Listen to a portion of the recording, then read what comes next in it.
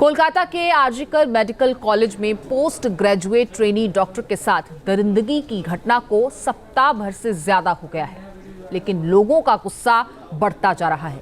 कोलकाता की इस बेटी के साथ जिस तरीके की दरिंदगी हुई, उसकी तुलना दिल्ली के निर्भया केस से हो रही है। हालांकि कोलकाता पुलिस की संवेदनहीनता और राज्य की ममता सरकार के टालू रवैये के कारण लोग ज्यादा भड़के हुए हैं। इस पूरे मामले में ममता सरकार ने जिस तरह लापरवाही की है, उससे ये शक भी गहरा रहा है कि घटना में किसी प्रभावशाली शख्स की शमूलियत हो सकती है। अब कोलकाता की निर्भया की आंखों से आप खुद देखिए इस केस में अब तक क्या क्या हुआ, किस तरीके से हैवानों ने दरिंदगी की। सुनिए और देखिए।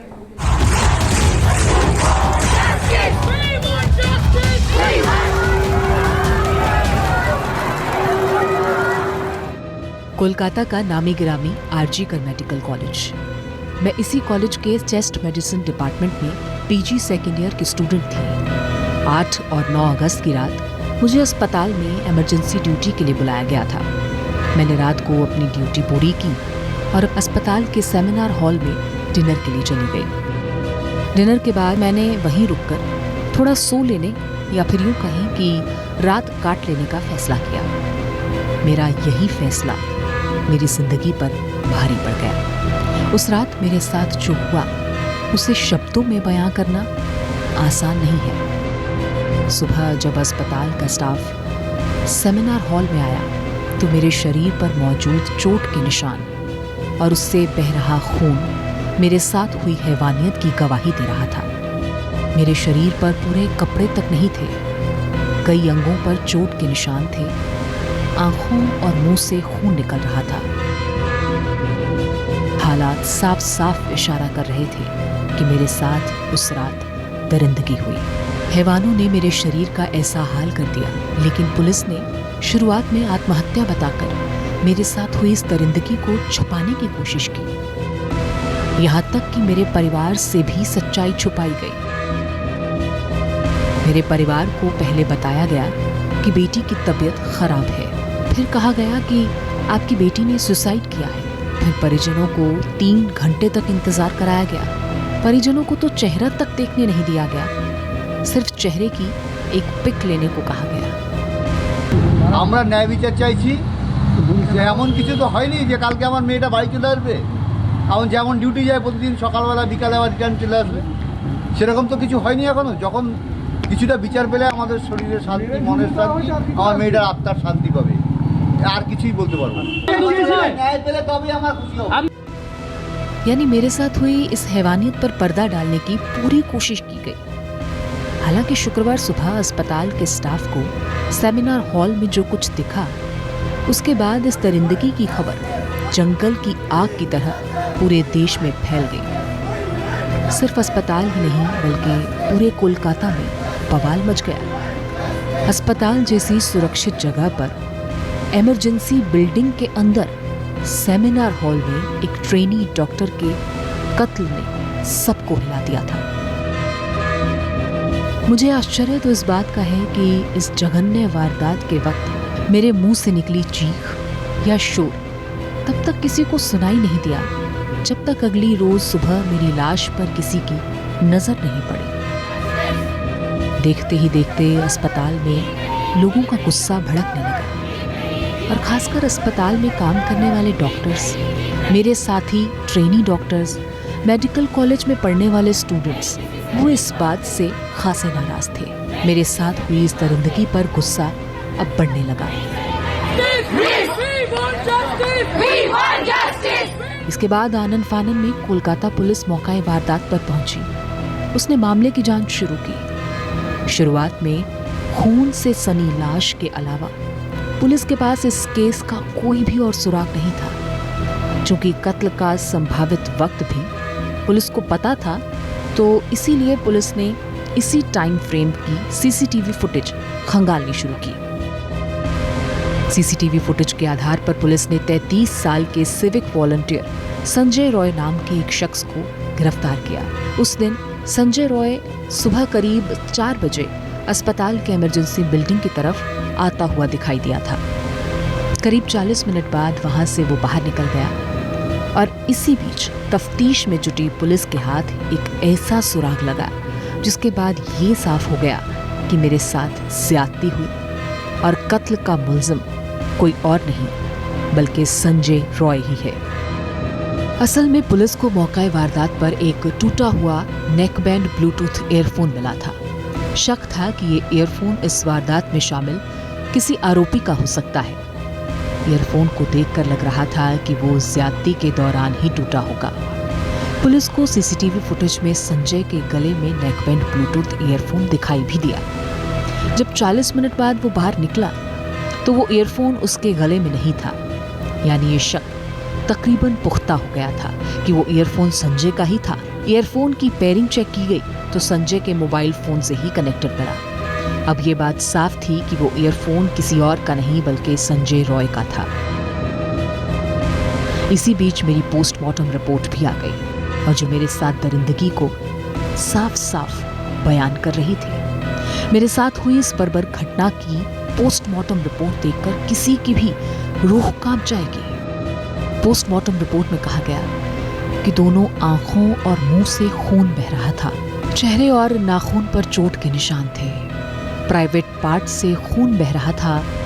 पेट, बाएं पैर, गर्दन, दाएं हाथ पर भी चोट के निशान थे। अनामिका उंगली और होठों पर भी चोट के निशान थे। वारदात का वक्त शुक्रवार सुबह 3 बजे से 6 बजे के बीच का बताया गया। पोस्टमार्टम रिपोर्ट में आत्महत्या की थ्योरी को पूरी तरह से नकार दिया गया।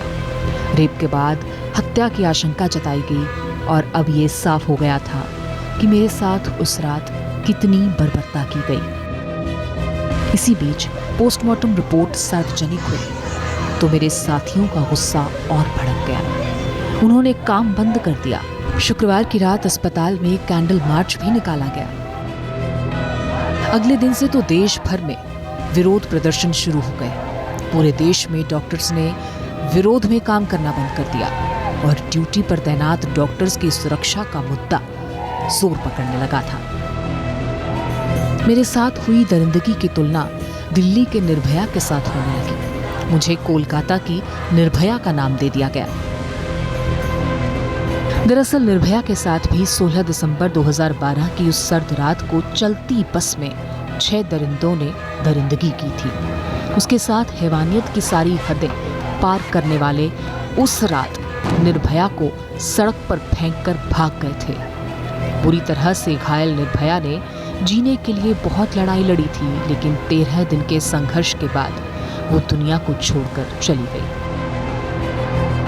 उस दिन निर्भया के साथ जो हुआ वो आज भी रोंगटे खड़े कर देता है। इस घटना के 1 दशक बीतने के बाद इंसानियत आज फिर से उसी तरह कटघरे में खड़ी है। इंसानों के बीच रह रहे एक हैवान ने अब मेरे साथ ऐसी दरिंदगी की जिसे शायद कोई सपने में भी सोच नहीं सकता। आरजीकर मेडिकल कॉलेज से ऐसी तस्वीरें सामने आई जिसके बाद सवाल ये उठने लगे कि क्या मेरे साथ हुई दरिंदगी के सबूत मिटाने की कोशिश हो रही है। ये सवाल इसलिए उठे क्योंकि मेडिकल कॉलेज के जिस सेमिनार हॉल में मेरे साथ हैवानियत की गई उसे सील करने की बजाय मरम्मत का काम किया जाने लगा। सवाल अब यहाँ ये कि जहाँ सबूत बिखरे थे वहाँ फॉरेंसिक जांच टीम के आने से पहले ही तोड़फोड़ और मरम्मत का काम क्यों शुरू किया गया। क्या सीबीआई की टीम के आने से पहले ये सबूत मिटाने की कोशिश की गई? बहरहाल सीबीआई ने केस अपने हाथ में ले लिया था। मुझे इंसाफ की उम्मीद थी, तभी एक बार फिर न्याय की राह में अड़ंगा डालने की कोशिश हुई।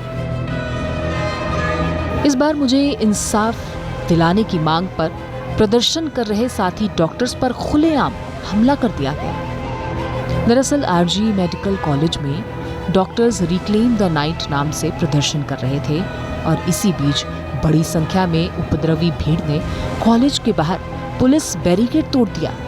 वो कॉलेज में घुस गए। कहा तो ये भी जा रहा है कि उपद्रवियों की तादाद 1000 से ज्यादा थी।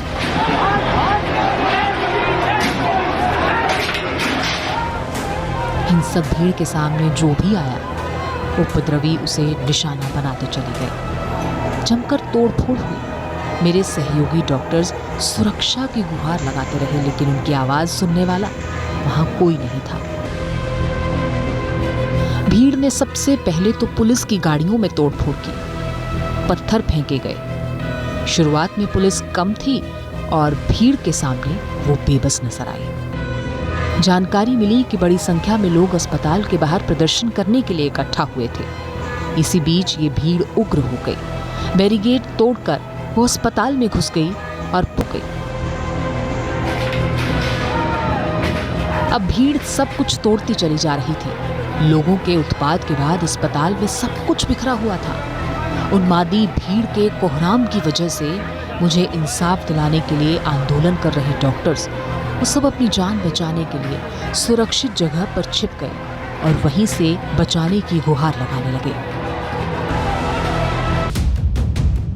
इसके बाद भीड़ अस्पताल के इमरजेंसी वार्ड में घुसी और यहां भी प्रॉपर्टी को नुकसान पहुंचाया। इन उपद्रवियों ने प्रदर्शनकारी डॉक्टर्स के बीच घुसकर हिंसा फैलाने की कोशिश की।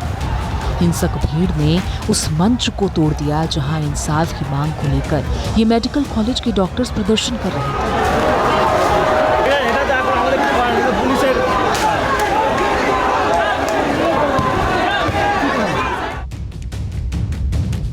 उपद्रवी पूरी प्लानिंग के साथ आए थे। अराजकता फैलाने में उन्होंने कोई कसर नहीं छोड़ी। मंच पर जो भी चीजें थी सबको तोड़ दिया। अराजक हो चुके थे, उन्हें अपने आगे कुछ भी नहीं दिख रहा था। लोग ये बोल रहे हैं कि हम लोग आंदोलन फिर से स्टार्ट करेंगे। जो मॉब आया था ये फुल्ली पॉलिटिकलाइज था, जो कोई मतलब मोटिवेटेड था और ये मोटिव लेके भी आया था। इस हिंसक प्रदर्शन के बीच अस्पताल में मौजूद डॉक्टर्स मदद की गुहार लगा रहे थे। हॉस्टल की लड़के और तमाम लड़कियां ये सब काफी डरे हुए थे। वो अपनी सलामती के लिए लगातार मैसेज कर रहे थे। हंगामा बढ़ता गया, हालात बिगड़ते गए। लाचार और बेबस पुलिस ने इस भीड़ को तितर बितर करने के लिए लाठीचार्ज किया, यहाँ तक कि आंसू गैस के गोले छोड़े। लेकिन इसके बाद भी ये उपद्रवी मानने को तैयार नहीं थे। वो पुलिस से भिड़ रहे थे और ये भीड़ लगातार डॉक्टर्स और पुलिस को ही धमकियां दे रही थी। It was absolutely pre-planned. They were heinous crime they were doing. See the emergency inside the hospital and outside. Yes, sir. It was clear version. I'm telling you. I'm mentioning. Dash, dash, dash. पहले मारो उसके बाद जलाओ. Police को, बाकी सबको, doctor लोगों का नाम लेकर के बोल रहे थे. डॉक्टर लोगों को मारो, बच्चे लोगों को, सबको मारो to create the ruckus. This was the absolute bloody plan. आधी रात को हुए इस हमले ने रेजिडेंट डॉक्टर्स के गुस्से को और भड़का दिया था। रात भर ये डॉक्टर्स कोलकाता के आरजीकर अस्पताल के बाहर प्रदर्शन करते रहे। डॉक्टर्स इंसाफ की मांग कर रहे थे और वी वांट जस्टिस के नारों से पूरा आसपास का इलाका गूंज रहा था।